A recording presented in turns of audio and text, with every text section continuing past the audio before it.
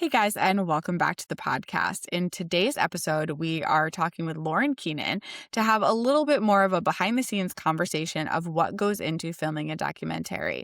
In part one, I sat down with Joe Keenan and we talked about the why and where the Training for Life idea and filming a documentary with a chronic illness patient came from. But before we dive into today's episode, we want to share with you a sneak peek on Training for Life. So stay tuned.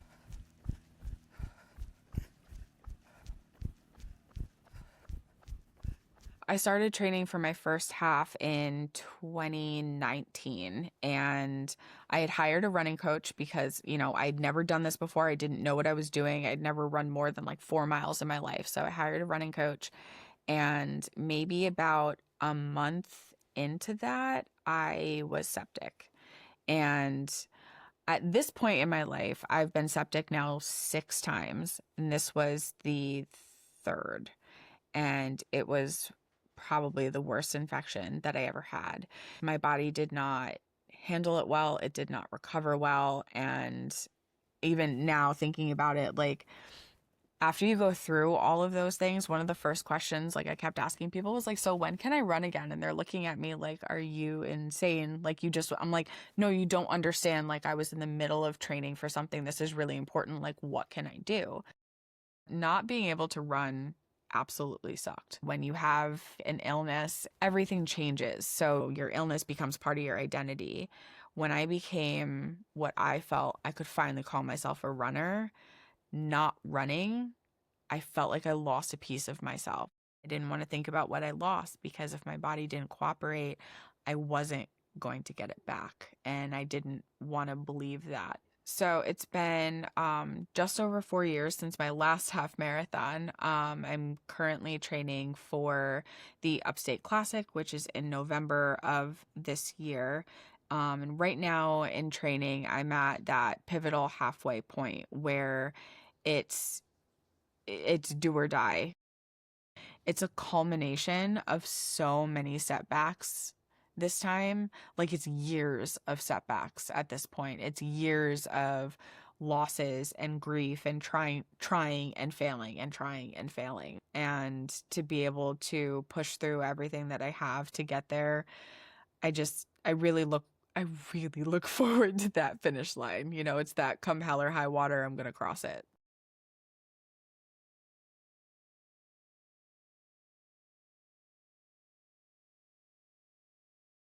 Hi, Lauren. So now that we have dug a little bit into the why behind the documentary Training for Life, I wanted to chat with you because we've gotten to know each other with doing the project, and you were so much of the creative direction, with me and with the film itself on what does that look like and what that process is. But before we dive too deep into that, if you want to share a little bit about who you are and why you particularly were in this part of this project. I'll give you a second to do so. Yeah, definitely. So my name is Lauren Keenan. I'm a writer and a filmmaker. I do kind of a bunch of different stuff. This was my first time really directing a documentary, so it was very much a learning experience for me along the way, which was super fun. And I think you were a great person to learn with. Um, so my dad, Joe, he and you go kind of way back from your work in the chronic illness space. And it's funny because he had told me about you several years ago when I was living upstate after hmm college. We were like driving to some kind of mountain town that has like a bunch of bookstores in that area. hmm I forget the name of the town. We passed like a group of like high schoolers kind of training preseason, like on the side of the road. And he mentioned his colleague, you, who was a distance runner despite having multiple chronic illnesses and just how like amazing it was and everything. And then cut to, some years down the line, he started Chronic Life Media, hmm and wanted to kind of get into that storytelling mode. And he immediately thought of you as his first subject. So that was kind of where he brought me on. And I think pretty early on in thinking about it, I kind of conceived the like checking in on you during a few different points of your training for this half marathon. I hmm think training in general, running, there are so many ups and downs, especially when you're training for a long Oh yeah. distance. There are runs you go out on and you feel great and you're so excited for the race and you love running more than anything. And then there are those runs you go out on that are just absolute trash and you feel terrible and you're like, why did I sign up for this? Why am I doing this? No one's making me do this. So I think just with anyone who's running, there are those ups Mhm. and downs. And I think with you especially, those ups and downs are maybe more extreme than Mhm. average or maybe more. So I thought that that would be kind of the best way to see um a wider lens and a wider glimpse of what it's like to like go on this journey of training as someone living with chronic illness. Yeah, and it's so interesting to share pieces of that, right? Because I think I know that I had my husband training with me, but like the process is so intimate, like it's just so personal. So to really just open that up and be like, let me tell you about this trash run and all the trash talk I talked to myself like during the run about, how it was happening or no one's making me do that like that. I had to remind myself every time I'd go out and be like, well, no one's making you do this. It's like, so why am I doing this? And you kind of come back to that question of like, what is your why? And I had to dig into my own feelings and really why I was doing this and what the point of it was for, just to answer like some of your most simple questions, where on the surface they're like, why are you doing this? I'm like, I don't know. Like, why am I doing this? This is hard and miserable and I didn't enjoy it. But you do enjoy it, even on those really, really tough runs. And you have your own experience running too. So I think that helped all together with, the history that I have with your dad and your understanding of chronic illness and your history with running too and your own experiences, I think made the whole process, like for me being my first time doing anything like this, a lot easier to really just have those conversations like you knew what to ask, even though I answered your questions asked backwards at the Oh time. no. I am curious if I can throw a question back at you. What Yeah. maybe what your expectations were before we started filming, what it was like to have cameras and lights and everything come into your house and to be answering questions and kind of telling your story in that form and just what it felt like to have us following you around on the street and filming your mom and stuff. What was Mhm. that experience like for you? I definitely wonder what my neighbors think. That's one where I'm like, especially as we were running too and you guys were filming and Mhm. people are, driving by, I'm like, what the heck are people thinking? Like, is this what it's like to be an influencer? Like, is this what it's like to be an actor? It's weird, Right. but I didn't know really what to expect, so I tried my best to go into it just to be like, "Yeah, whatever, like, you can film, you can do this. Yeah, we can do that, no big deal." And I think the biggest thing for me, though, was, like, how long the process took Mm, and how long the days were, and, it's like we did so much, but then it was like, "Okay, we still have so much more to do," and I'm like, "But we just did that, like, is that what filmmaking is like?" Thinking about that process of having to answer something like the same way but differently. It's like which mhm, way is more impactful? And some of the things that we dove into were emotional for me. So, trying to like navigate my own feelings during that process too, but I really didn't know what to expect. It just was mm. definitely weird. Yeah. Weird. Yeah, it's That's it's it is kind of a grueling thing because these days and one of the reasons we do days that are so long are budget constraints and our budget on this yes. was very very low and Mhm. so it really and especially when we're bringing a few folks up from NYC. Luckily a lot of our Mhm. crew was local, which was really nice to Yeah. the Hudson Valley to upstate. But yeah, it costs money for everything. So the more you can keep things to a day, of course, the more cost effective it is. But something I was also aware of was like, you and Adam, A, as people who are not used to these days, who are not kind of in this world, and B, as someone with chronic illness, where you're, on the days we're coming, you're trying to run, which I would Mhm. imagine, which is exhausting to begin with, and then it's a long day, and Yeah. I worried a little bit about the balance of getting what we needed to tell the story and us doing our thing while also not pushing you too far and not and being respectful of your limits. And I worried a little bit about, if you would feel pressured to kind of to run when you didn't feel well, or to, push through the whole day when you weren't feeling well or something like that. So I think Yeah. the kind of grueling process of filmmaking with a subject, who has limitations, who has chronic illness, are a thing that it's still, excuse me, is a thing that's a little difficult to balance at times. Yeah, and I know, like, I worried about some of that with myself too, and as, the process went on and my training continued, I definitely did have some of those days, like, you guys did come up on a day where I'm like, "I can't do anything right now. This is Yeah, just my body is saying, 'That's a hard stop, we cannot do anything,'" and we pivoted, and, like, from my perspective, I'm like, "Oh god, did I just ruin everything?" Like, did I ruin this entire process because my right. body just was not cooperating in the way that I wanted it to, the way that you needed it to, the way the film needed it to, and the direction that we wanted to take the story. So I think in the back of my mind, which this goes for everything, when I start a project or when I've started a job or when I've done anything where I'm like, I can I actually do this? Your Hmm. intention is there, the hard work is there, you have Yeah, all of the pieces lined up, and sometimes like you get to the starting line and your body's just like, yeah, that's a no. yeah, That's a no. I'm sorry. And so yeah, I was really grateful that you guys were able to pivot with me on the times that you were here when we couldn't do something. And like obviously without ruining all of the pieces of the film, don't want to give everything away.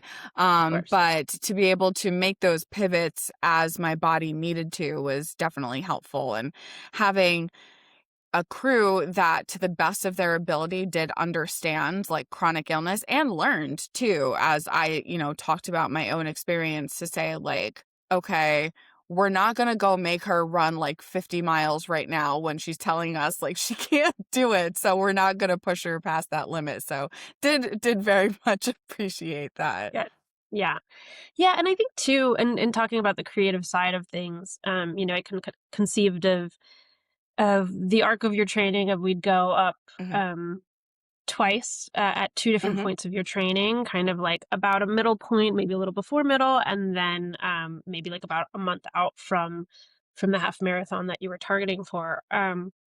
And I think with a documentary like this, there is an aspect that you can't plan for, and there's an aspect of the Hmm. story that you don't really know ahead of time because you don't know how things are going to unfold. You're not Yeah. telling a story that's already set in stone. You're telling one that's unfolding. So I think I always kind of went in with a mindset of like anything could happen, and Hmm. we have in mind the themes we want to talk about, and we know enough of your story that we kind of know the story that we're going to tell. But in terms of the arc of the film, the story of the film, we're going to kind of see what happens and see what the story ends up being. And again, without wanting to give too much away, I think it was interesting to see how things turned out in the end, and then to go back into the footage afterwards, into so much footage, Yeah. and watch it all, and find the threads of like the true story of the Hmm. film within that maybe I didn't notice like everything when we were there live getting it all, but that this kind of like the true heart of the story was maybe not what I had expected it to be, and was like in there all along. And so Yeah. the process that we're in now with our editor Colin has been pulling that out and fine tuning it, and and cutting out so much stuff. Very much a kill your darlings situation. But It's interesting too because I'm like, okay, so what do you talk about? I think about what I share personally, because I don't share as much like outwardly as I used to when I first got into like the chronic illness space across like social media and everything. It was like when social media was kind of also becoming a thing where we all just shared everything all the time. right. And my life was needles, medication, doctor's appointments, like diagnoses. So that was the only thing I had to share. And now I'm definitely a lot more private about it. So it was interesting to kind of say, well, what do I want to say? Like, Mhm. because you don't want to do too much in the like, I'm resilient, I can do anything, like if you just set your mind to it, you can do this too. Like these are all my chronic illnesses. If I can run, you can run too. Like you don't want it to be Right. that type of like PSA, Mhm. because it negates even my own personal story, because there were times that it didn't matter how much I wanted it. I couldn't have or do the thing that I wanted to do because of whatever was going on. Right. So I think even for me, it was that hard balance, like you talking about what part of like the story did we want to pull out of the story that we were writing as it went. I was like, I don't know, what do I want to present? Do I want to present the reality of this? Because the reality is messy. Some people don't want the reality. They want the sunshine. They want to be told that they can do anything despite their illness. And I want to tell you that too.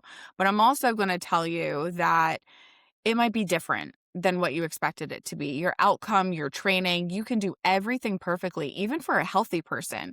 Your training can go pristinely, and then you wreck your race day, or you Mm. have horrible training and you have the best race day you have ever had and PR everything.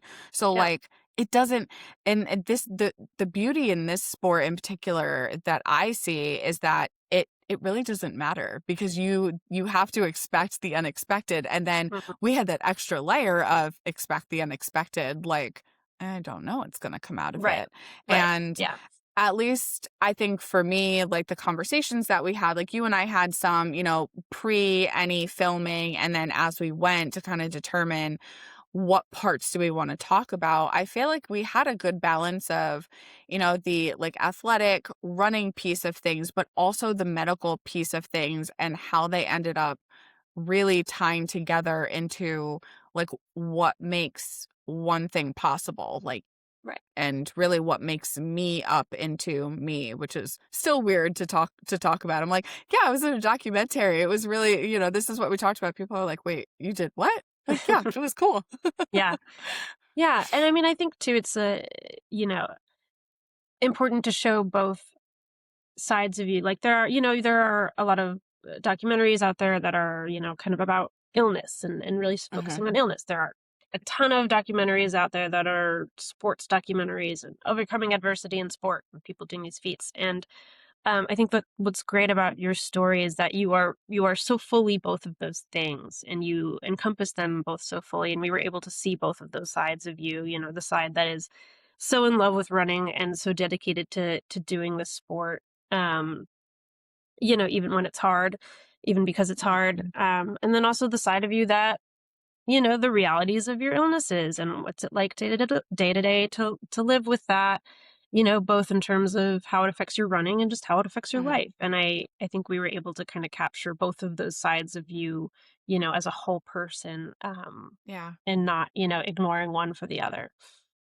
Yeah. Was there anything that, like, now being in the editing process and really going through everything, that maybe surprised you when trying to, say pick the theme or stick with what you knew and what you expected out of it? Did anything kind of pop out at you that, like you were saying, that you maybe didn't expect looking back at everything that we filmed? Yeah, I think the big thread that kind of jumped out at me that surprised me was this theme of you and your Failing. boundaries. No. But you and your boundaries and your relationship to your boundaries, your physical boundaries, and how that relationship has really evolved over time. And I think that was what surprised me, that jumped out as like a really major theme that had maybe seemed a little more subtle or seemed a little Hmm. less obvious when we started. Yeah, I now, especially now that it's, getting warmer, and we did a like, I'll say a stress less type challenge in June, and where everyone, it kind of put it out for G-PACT and anybody that wanted to do it, to find ways to find things to kind of bring back some joy. We're all stressed. We're constantly, that we're being bombarded with bad news, with illness, with Hmm. life. And I'm like, let's take a step back and find something that like you enjoy, whatever that might be. Is it like crocheting? Is it running? Is it writing, reading? cooking, baking, art, find something, some sort of outlet. Mhm. So, we're like, all right, let's try to just drop in a couple runs here and there, like just a mile. And like we go out and I was like, oh my God, why do I love this? Like, why? And then, you have the question where you're like, how the heck did I do like 12 more of these all in a row? Like, how did I do this? Yeah. And, what was the point of all of this? And how can I make this happen? And, it was a weird feeling of just talking about boundaries where I'm like, my brain was like, let's go. We love this. Like you shut Mhm. out the actual physical pain and you just go. And I think that for me, that was just, and it's still a problem because I don't know where the line is until I've gone past it. And I'm like, Yeah. oops, didn't mean to do that. But I try really hard to not get to that point. But then there's the other days and the other runs and the other moments where I'm like, again, no one's making you do this. You get to do this. You choose this hard. There are things in your life that are hard that you don't get to choose. You are choosing this one. So quit your bitching, like shut up and just keep going. But Yeah. then I'm like, was that the smart decision? So Mhm. it's still, that work in progress piece of like, when do I stop and when do I start? Or when do I stop? When do I slow down? And Yeah. I think the biggest thing is always just don't quit. There are moments where I have had to stop and say, this is it. This isn't safe for me anymore. And Yeah. and those it's kind of like, am I unsafe or am I uncomfortable? So Right. if I'm just uncomfortable, I can keep going. If I'm unsafe, I have to stop. But again, you don't really know the difference between those until all of a sudden it's an uh-oh. And Yeah. you're Yeah. like, probably shouldn't have done that. But, And you live and you learn. yeah, yeah. And I think what people might not realize too always in even just listening to you talk about this stuff is how much higher the stakes are. Like Hmm. I was having a bad day the other day and I was like, I want to go on a stupidly long run. I haven't been doing a ton of distance running lately, mostly short distances, and I play soccer, so I'm kind of sprinting around. But I'm not in like Hmm. long distance shape. And so I went for a stupidly long run. And I knew it was stupid because I was not it was hot and I'm not Hmm. training for that. But I also knew that my end result of a stupidly long run is like I'll probably feel shitty afterwards. I'll like need to eat some protein. I'll be like wiped out that night and maybe the next day. But that's like it. That's pretty much Hmm. it. Regardless of how bad I feel afterwards or if I tweak something, it'll be better in a couple days. And I think for Yeah. you the stakes are just so much higher. And it's not just like, oh, I don't feel well on this run or like, oh, I'm a little worried. One of my quads are hurting and I don't want to it's like Hmm. the stakes are kind of like continuing to run at all or Hmm. even other quality of life things if you were to push yourself too far. So I think the Yeah. stakes there and just how much you're kind of teetering on that edge of like I want to do this but it could end badly, that other people Yeah. don't really realize.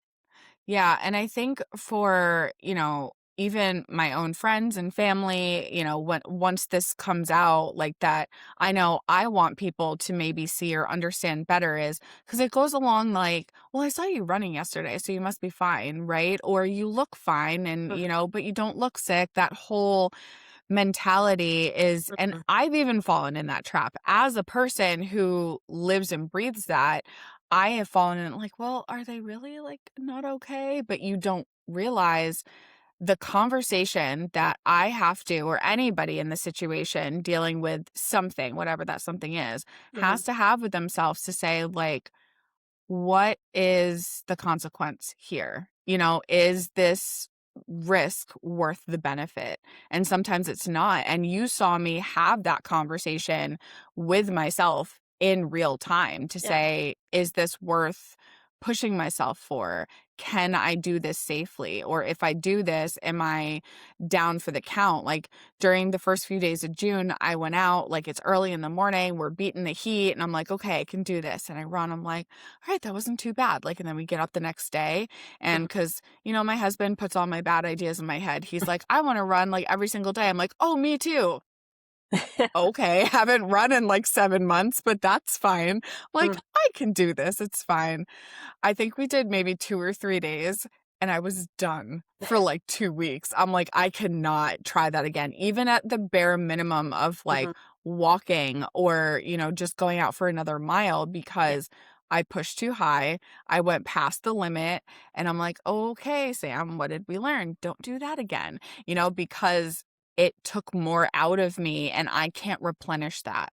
Right. Where the rest sometimes doesn't actually refuel me. And Mm. especially with the gastroparesis, I literally can't always refuel. And Right. I've definitely been running more on empty Mm. than I have been in the past. And I hope that, for anybody, whether you are someone with chronic illness or just a person like, I'm interested in this story, I want to see where it is to understand that that's a conversation that changes. The Yeah. line is constantly moving. The boundaries are constantly moving. The stakes are constantly changing.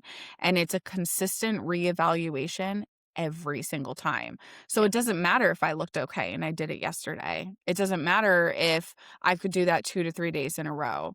The consequence could be that, like, the line has moved and now I'm done and I Right. can't do anything. Yeah. And people don't see that because they don't live it, or they just have a hard time understanding, which is annoying, but I get Yeah. that. Yeah, and I think something we came across a little bit, or we've come across as we've been working on the edit, I think to kind of go back to, a little bit the idea of invisible illnesses and a lack of kind of general understanding of the public if you haven't lived it or if you don't know someone who's living it. We have you talking a lot about your relationship to food over time, and there were Mhm. periods where you were basically not eating, and it's really great stuff. And then a little while later, we do see you and Adam go get ice cream, and I found in the editing process, something that's difficult is to, and especially in a documentary like this where we're giving a lot of info, like Mhm. we are trying to tell people about something that they probably don't know much about. And but at this point, from having these conversations with you, from being so deep in the footage, it's all kind of in my brain. So I now kind of know things and understand things that, maybe someone on the outside wouldn't, and it feels like Mhm. makes perfect sense to me, but that's not always the case if you haven't had any experience with it. So I had a couple people watch like an earlier edit, kind of explicitly for like, does this all make sense? Is Mhm. there Like anything jumping focus out group at kinda you? situation. Yeah, exactly. Mhm. And like one or two people did say, like, oh, I didn't get it because she was like talking about how she can't eat, and then we see her eating ice cream.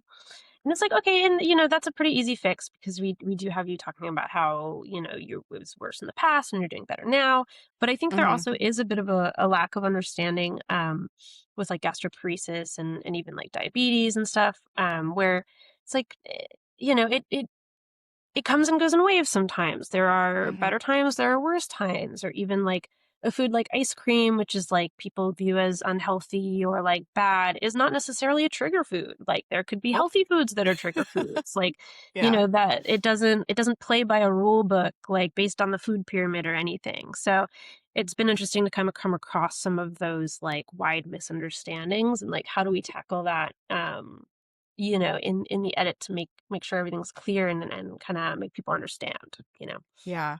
That's so interesting because, like, I don't know if I said this in the film or like we had talked about it, but at my worst, right before I went on IV nutrition, I was on an ice cream diet because that was literally all I could tolerate. Oh, wow. Where I went to Stewart's, my mom would go get me like a milkshake in the morning and I would just kind of sip on it and then, stick it in the fridge or the freezer.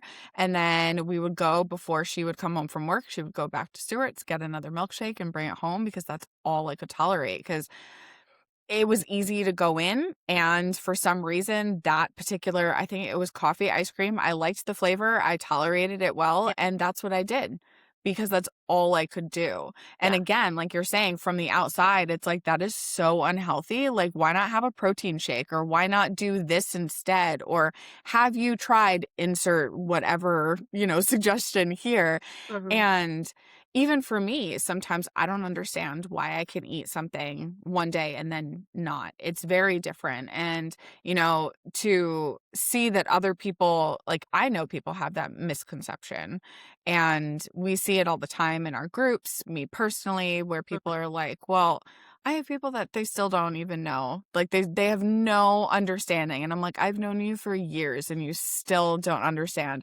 I'm just like, it's fine. I bring my own food. Like that's Yeah. it. Like Yeah. I'm good. Thank you. It's fine. Like I'm not re-explaining it again. It's just I can eat this now, but I know for me, because I have a little bit more variety in my diet than Hmm. some people do because of the luck that I've had with surgeries and treatment, it's harder now to explain when I can't do something. So it's Mm. interesting that you saw that too. Again, like in real time, just saying to someone who has no clue about anything, just look at this and tell me if it makes sense. They're like, yeah, it doesn't make sense. I'm like, not to me either. Right. Right. Yeah. Like, I don't get it either. It's, I think just the whole chronic illness conversation as a whole is so interesting. And I haven't seen anything more than just the trailer either. So I'm like, I'm very eager Mhm. to see, what this looks like, what came out of it, I'll say I know I said or remember that I said anyway, Right. in talking about the different pieces of the journey and, how running came into that, how eating and refueling comes into that, how the failures come into that, and really just be like, how did you narrow down our like 12 plus hour shoot days into a tiny little Yeah. film? I will never know how you guys were able to do that because we talked about a lot of stuff and I Yeah. run slow. So I know that run was a long time to film. Yeah, I mean it's been difficult and we're still in the process. I think actually just last night we got a second kind of real cut from our editor, which is looking really great. Definitely still needs to trim the fat a little bit. We'd had a first kind Hmm. of full cut and I'd given some notes. I wanted some things kind of back in it. So now it needs to go back down a teensy bit. But to give you some insight into the process, so we started with our 3 very long days of shooting, and I had transcripts of Hmm. all of those days. So transcripts for interviews and a lot of transcripts for like some of the kind of B-roll, the more scene stuff we did, not just like sit down interviews. And I went through all of the transcripts and kind of highlighted and copied and pasted those into I think it was like 20 or 22 page document that was basically Wow. like a paper edit. Hmm. And it was like with that, I kind of found the arc of the story, had the kind of like 3 acts. I kind of put things where I wanted them and also had, all of these fantastic quotes, all the best quotes from the transcripts. And I always knew that document was going to have to be shaved down. Hmm. But our editor then turned that into a string out, like a cut of just that paper edit, and it was about 40 minutes long. And our goal is to keep it around 15 minutes. So there was a lot to cut, and it stayed, the arc of the story has stayed the same, but it really is a Hmm. matter of, and it's very difficult. You say a lot of like wonderful things and kind of speak in detail and very eloquently about things, and sometimes it's a matter of what's the best sentence or 2 sentences that kind of Yeah. gets to the heart of this, gets the meat of it, and that's kind of all we can use. And there are certainly moments where you tell like a slightly longer story that we have in there. Not everything is completely chopped up, but it really is like what is the sentence or 2 that gets to the heart of this? And it's Hmm. it's difficult. It is, because we had a lot Yeah. of stuff. Yeah. And, as I think about talking about my story, because there's so much to tell, especially on this particular topic. And like I've learned as I've done, more podcasts, interviews, and webinars and stuff, like sometimes it's really hard to just get to the damn point, right? Because there's so many pieces that make up how you got there. And just like you were saying about the ice cream, sometimes it's like, did it make sense if I just went there? If I just ask you that pointed question or if I just say that thing, sometimes you look at me, you're like, Sam, I don't, what was the process of getting there? Right. And I'm like, crap. So now I have to go back and like 20 minutes later, we finally got into the story. And, there were a couple like points talking about, like when I was septic and, getting back into running too, that like, there was no way to shave that down into like 2 sentences. I mean, for you guys, looking back on that, I'll say, sure, it was easier for you than it was for me to tell it. But like For me, it's just like, I was sick, I survived. Okay, like, what Yeah. more? Like, I Well, have that nothing else. And you're like, but how did you survive? How did you get sick? And that's where Mhm. you're in that process of, I want to tell you this really long story. I want to tell you all these pieces of it, but then when you decide is the most important piece. And that's definitely, I applaud you for that, because I couldn't have done it. I would have been like, this is an hour and a half plus long documentary of me just talking to the screen and huffing and puffing as I was running. That's it. And it's funny that you mentioned the story about one of the times you were septic, because that is one of the moments that is a little bit longer, where we keep a little more of the Mhm. full story in, because it is such like a it was, such an affecting moment. Was there anything that surprised you on, like, what scene or anything that we talked about that had affected you or stuck with you? Yeah, I think definitely kind of going back to talking about that, the moment where you're talking about one of your experiences with sepsis, where Mhm. you are, basically having a near death experience, and you're in the hospital, and your mom is there and she's talking to you. That was a really, really moving moment in general. And then later that day, when we spoke to you and your mom together, I think something that really affected me was, the relationship and the bond you guys have, and you could really hear the kind of depth of what you guys have been through together. Mhm. um there's a moment where your mom says, I think we're different people than before you got sick, and your response to her was, and I like us better now. And I think it was, and I have a really close relationship with my mom, so I think just seeing you guys together, and hearing her talk about you and how proud she is of you, and what you guys went through when you were first, diagnosed and got sick, and we're still navigating all this. I found that really moving. Yeah, it's so interesting, for me to look back, as I've told, that piece of my life in a couple different ways, and realizing that I'm so desensitized to it a little bit now, that as I tell somebody, like, what I do or what I've gone through, that I don't necessarily realize, like, how they're going to take that if they've never experienced anything like that. Like, to me, all these things, like accessing my own port and going through that, what I've been through in hospital stays and all that kind of stuff, is just so normal now, that as I'm telling somebody something, sometimes you can see their eyes getting really big and they're like, wait, what do you do? And I'm just like, I forget that this is my normal. It's not the average normal for most people. And it's always interesting to tell those little tidbits of my life to people who are like, what? So what would be like the next step for this once the editing is done, with, say, distribution, where does it go from here once it's all finished? Yeah, so we're still working with our editor. So we still have a little more fine tuning to do, the finishing touches, the titles, all those things like that. And once it is complete, we definitely want to submit it to some festivals. So we're hoping to be able to premiere it somewhere at a festival is, the kind of more immediate goal. Beyond that, we definitely want to do a local showing. Obviously you're from upstate. A lot of our crew was upstate, was local as well. So we'd really like to be able to show it locally, make a little night of it.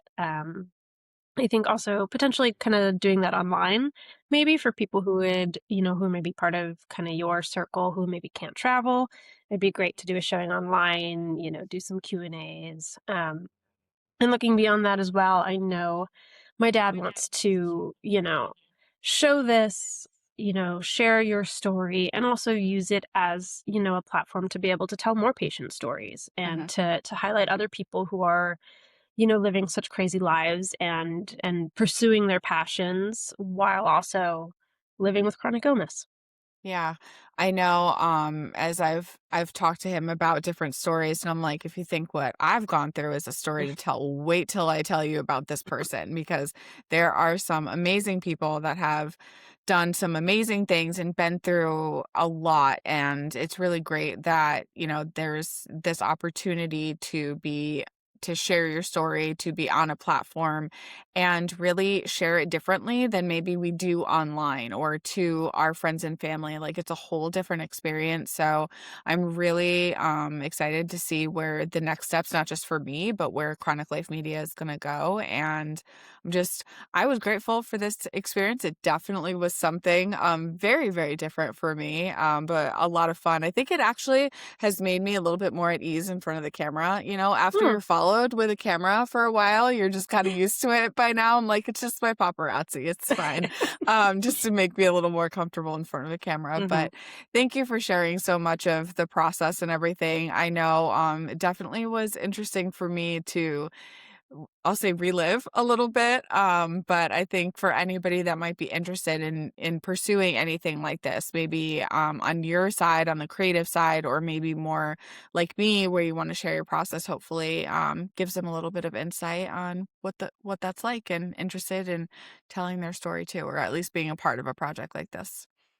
Yeah. Yeah, definitely. And thank you for having me on to talk about it and for kind of going along with the crazy ride for us Right in the back at you. fall.